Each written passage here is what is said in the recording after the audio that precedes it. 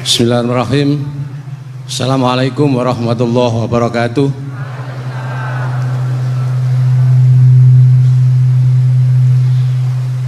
Yang saya ingin tanyakan kepada Gus Baha, saya itu sering ngaji lewat YouTube panjenengan Gus.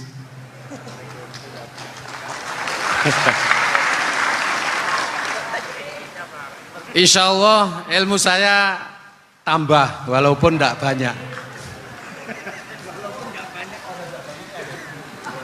Yang saya tanyakan, nopo ilmu kula niki barokah?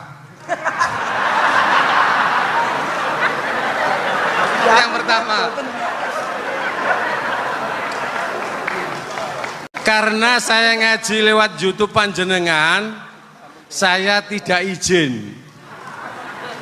Untuk itu hari ini saya izin panjenengan. Mudah-mudahan ilmu ingkang saya dapat dari panjenengan niku saged barokah niku Gus.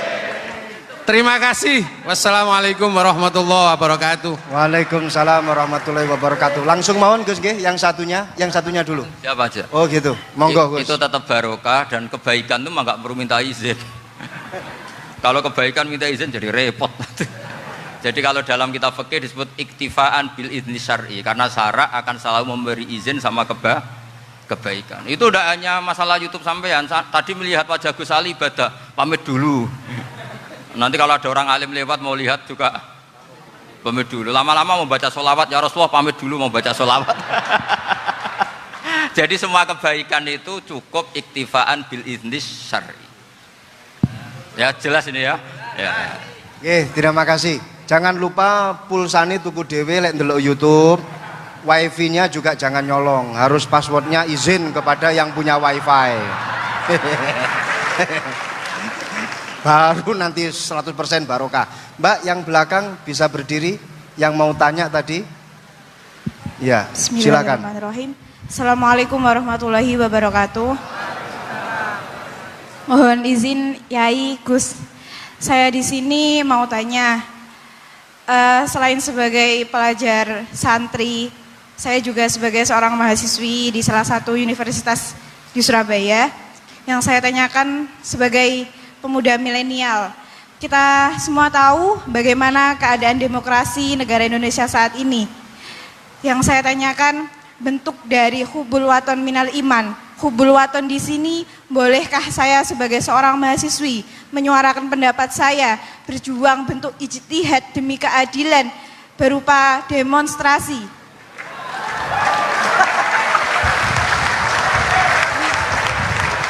Ngapunten. Yang saya tanyakan di sini, bagaimana menurut Gus, apakah saya melakukan demonstrasi ini sudah baik atau sangat baik atau mungkin perlu dikaji kembali? Terima kasih. Wassalamualaikum warahmatullahi wabarakatuh. Hubungan antara demonstrasi dan hubbul wadon minal iman. Hah? Oh ya, hubbul waton minal iman. Monggo Gus.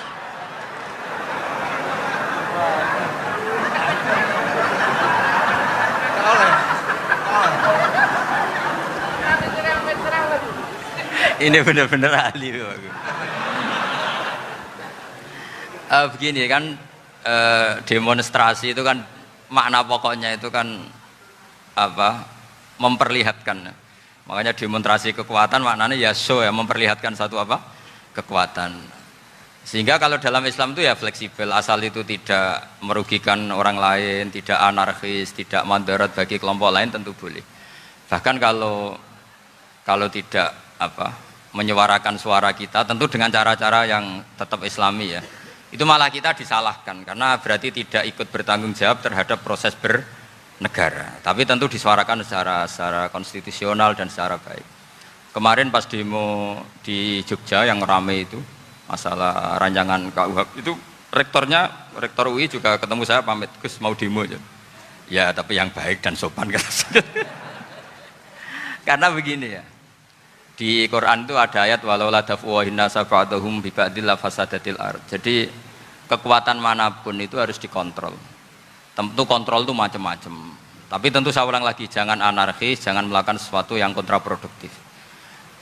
Jadi menurut saya pernah ditanya, Gus kalau pemerintah itu didukung 90% rakyatnya bagus enggak? Ya bagus, berarti presidennya hebat, didukung mayoritas rakyat.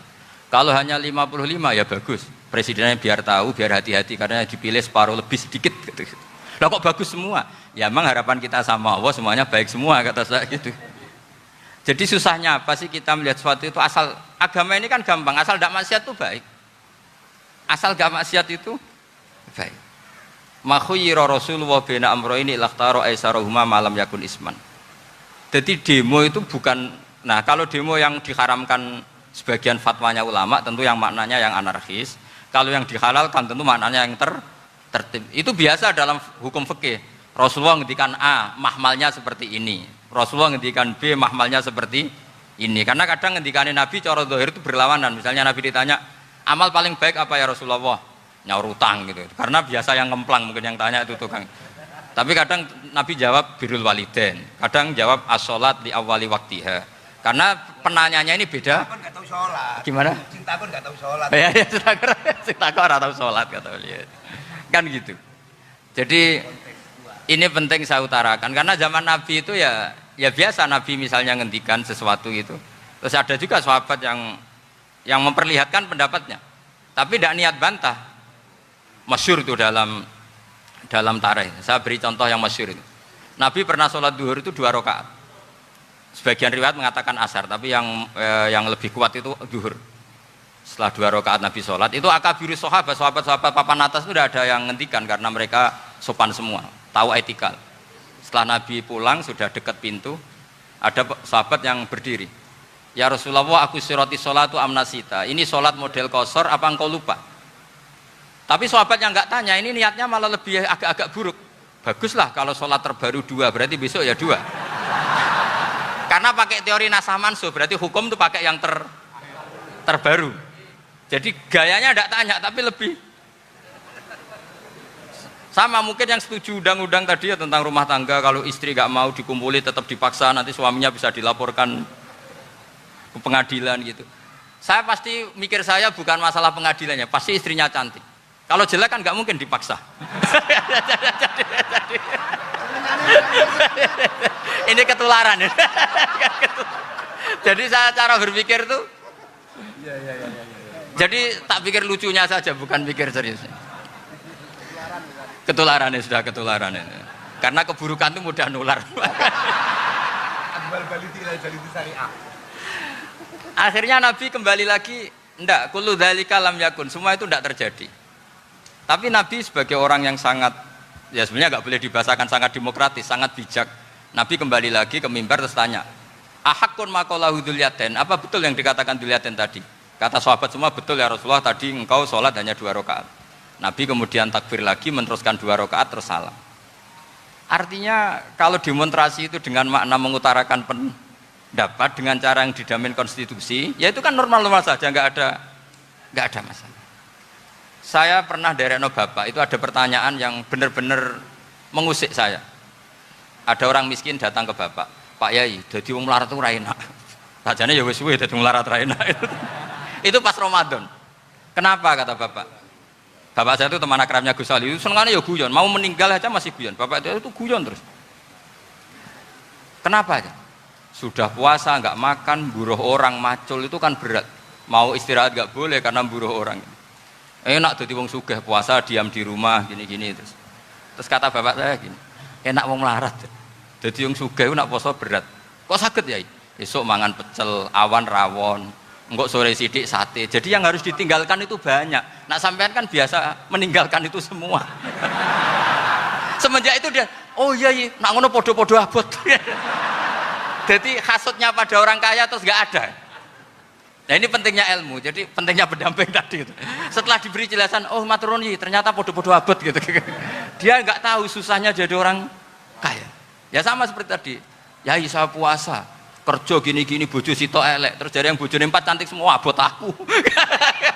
Karena harus ninggalkan 4 yang cantik tadi, yang bisa menghidupkan tadi itu. Itu kan juga demonstrasi, artinya mengutarakan apa yang, jadi itu saya pikir seperti itu.